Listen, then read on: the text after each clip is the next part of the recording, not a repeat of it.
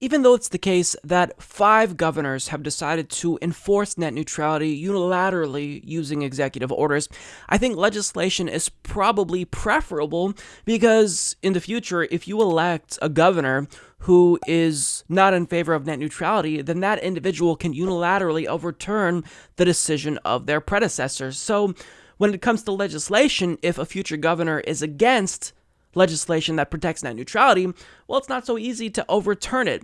So, thus far, only 2 states, Oregon and Washington, have actually passed legislation to protect net neutrality. And those states are the most secure pending any litigation against those states. But it seems as though California was poised to become the 3rd state that would in fact pass net neutrality legislation, and this legislation in California that we're seeing was particularly important because if it passes, it would be the strongest net neutrality legislation in the country by a mile. In fact, it even goes further than the 2015 order that the FCC passed when they actually defined the internet as a utility under Title II. And what's really important about California here is that if they are able to pass this legislation, well, they could potentially set a new standard for the country that other states might be influenced to follow. And as John Brodkin of Ars Technica points out, the prospect of net neutrality protections this strong really is terrifying to internet service providers. They hate it even more than the FCC rules they pressured the FCC to repeal in 2017. So this is what's specifically in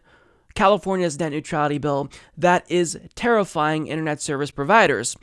Carl Bode of Vice Motherboard explains California State Senator Scott Wiener's SB 822 largely mirrors the 2015 FCC net neutrality rules ISPs like Comcast have worked tirelessly to eliminate.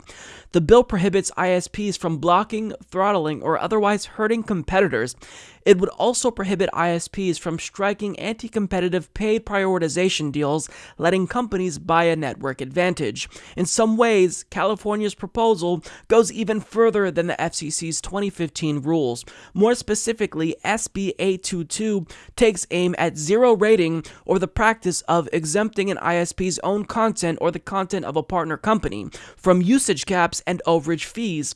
Usage caps on fixed broadband networks are already arbitrary, annoying, and unnecessary, and the practice of exempting some companies can easily disadvantage smaller companies and nonprofits. Without restrictions on zero rating, ISPs like AT&T, Verizon, and Comcast have begun letting their own streaming services bypass usage cap restrictions while still penalizing streaming services like Netflix.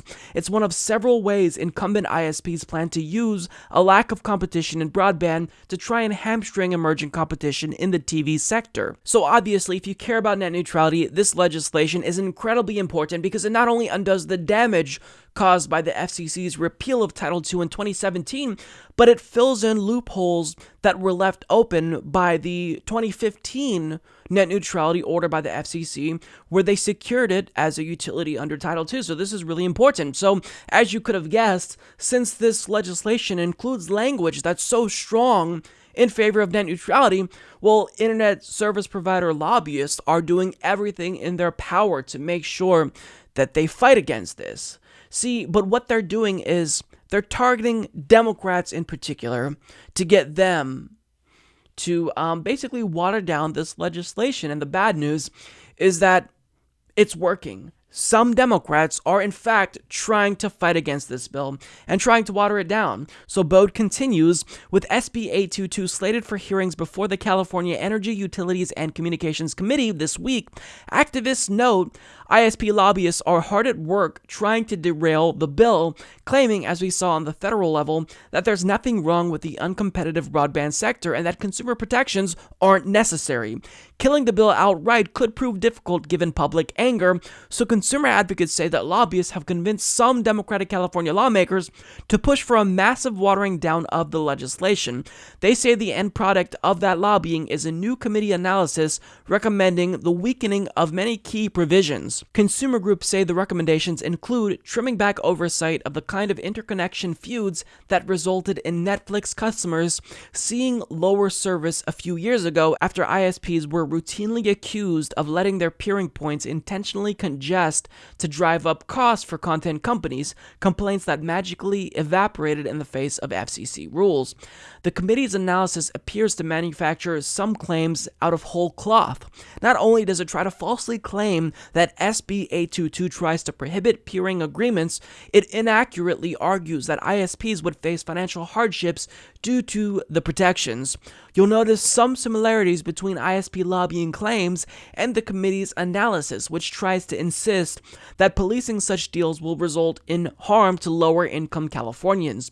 A long-term absence of other mechanisms to pay for infrastructure upgrades could increase cost pressures for consumers, the analysis says. It is likely that cost increases for consumers would disproportionately impact lower-income Californians and increase needs for universal service programs that supply broadband access at affordable rates. Again, though, reasonable net neutrality rules only prohibit anti-competitive prioritization and interconnection, and while ISPs routinely like to claim that net neutrality hurts their ability to make a living, analysis of their earnings reports, not to mention public CEO statements, routinely undermine these claims. So think about how sneaky this is. Democrats in California know that they can't just outright kill this bill, because there would be mass outrage. I mean, there'd be huge backlash. Their constituents would not be happy with that because obviously a majority of the country supports net neutrality, especially the constituents of Democratic voters. So what are they doing instead? Well, since they still want to serve lobbying firms that represent internet service providers like Verizon and AT&T, well, they're just trying to water down this bill instead, so that way they won't sound any alarms. That's what they're doing. That's how sneaky these sellout lawmakers are in California that are supposed to be liberal. And as they do the bidding of lobbyists for the internet service providers, well, they're hoping that Californians won't notice as they water down this bill in committee. But let me send a message to these Democrats here who are the biggest sellouts in the country. You don't represent lobbying firms. You weren't elected by these lobbying firms. You were elected by your constituents, and clearly they support net neutrality. There's no question about it.